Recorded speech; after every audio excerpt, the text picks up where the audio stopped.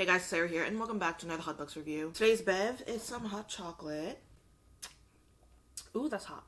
Guys, I finally did it. We are going to be reviewing probably what is known to be the most popular book on Book Talk, and it's called A Quarter Thrown of Roses by Sarah J. Maas. I've had this book on my bookshelf since 2020. That's when I started getting into reading. That is when books have become my entire personality. I know the series is coming out with a live adaptation. Before that comes out, I took it upon myself to finally read the series. I kid you not that I finished this entire series within a week. And I probably would have had a really bad book hangover if I didn't immediately jump into another book series. But we're not going to be talking about that right now. I have been collecting memes on Pinterest, TikTok, Instagram on A Quarter Thrown of Roses, this whole entire series, for years now. So when I say I have probably spoiled the entirety of the series before I even read it, it's not a lie, but reading is always a different experience, you know what I mean? I'm glad I finally decided to read it, and here's my honest review. This series has many different covers. The original, which was with the people on it, and then the paperback also has a different cover from the hardback. This one's a 5 out of 5. I only got the hardback because I prefer the hardback look. I'm gonna give the paperback a 3 out of 5. It's cute. And then the original, I don't like people on my covers. That one is gonna get a 2 out of 5. Each one of these books have a different picture drawing on the cover. This one specifically has a wolf on it. If you read the book, you'll understand the significance of the wolf, which is going to lead me right into the plot. This book is in the POV of a 19-year-old girl named Farah. Farah is the youngest of two older sisters, and they live with their father, but she is the main provider of the family. One day while she's out looking for her next kill to bring back to the family, she stumbles upon a quite large wolf. With barely any fight, she ends up killing the wolf and bringing it back to her house. With meat for days and a skin pelt, they were able to get quite a decent amount of money. But not long after, a terrifying creature comes barging into the house, demanding for retribution. Farah is then dragged by this creature into this magical land that she has only heard stories and legends about. She soon comes to realize that this creature is not a beast,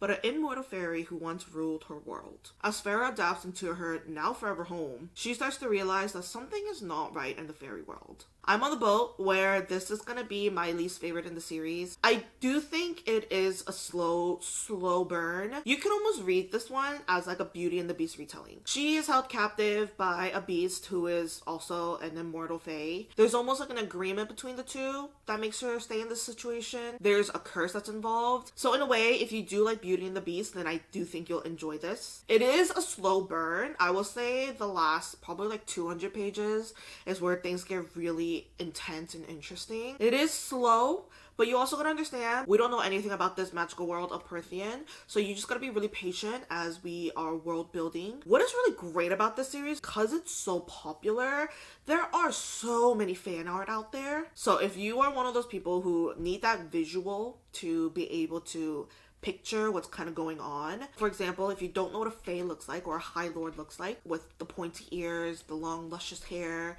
A Quarter Thrown of Roses has so much fan art. I personally had a good time reading it for the world build, the plot, and the storyline. I do find it entertaining. So for that, I'm going to be giving the plot a 4 out of 5. Tears. I don't think I cried in this book specifically.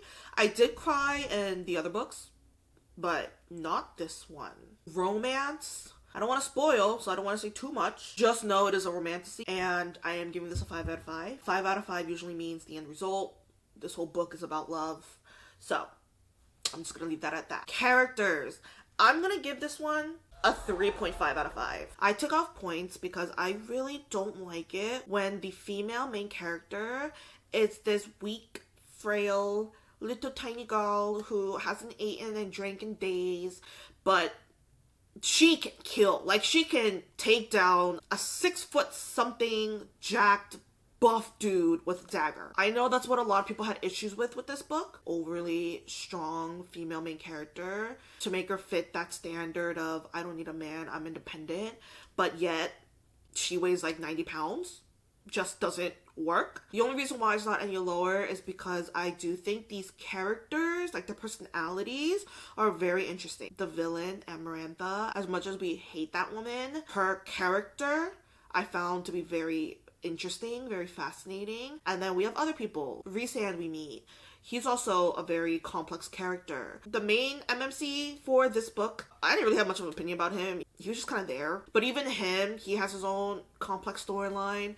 The only character that I remember that I truly did love was Lucian. I loved Lucian. Overall, I am giving this an 8.5 out of 10. Do I think this book is overhyped? I don't think this one specifically is compared to like the second book. And do I think the series may be a little overhyped? Kinda. But this book specifically, I don't think so. If anything, I will say it's probably most people's least favorite. I think it's a good startup to the series. I can't say that at this point when I finished reading it, I was heavenly in love. I was interested, like I was willing to give the other ones a try. I was invested, but I can't say I was obsessed when I finished this book specifically. So that was it for my review of A Court of Thorns and Roses. I know there are some people who are obsessed with the series, but I will say if you are gonna judge the series by this book alone, if you can, the real story itself really begins in the next book. If you do end up giving this one a shot, please let me know down below. I do really want to know your opinions. That was it for this video. Thank you guys so much for watching. Make sure to like and subscribe, leave a comment down below. I'll make sure to read every single one of them, and I'll see you next time with Sarah. Bye!